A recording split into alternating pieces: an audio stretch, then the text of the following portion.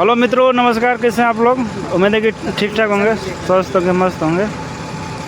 देखिए अभी नाइट में मशीन चला करके बंद किए हैं और ग्रीस अभी मार रहे हैं हम लोग। और मेरा ग्रीस हो गया अभी फ़िलहाल में, और इनका अजीत जी अपना मशीन में मार रहे हैं अभी। और इधर हैं प्रेम जी हैं लोडर ऑपरेटर, इनका भी हो गया है। और बस डीजल डालना है टंकी में।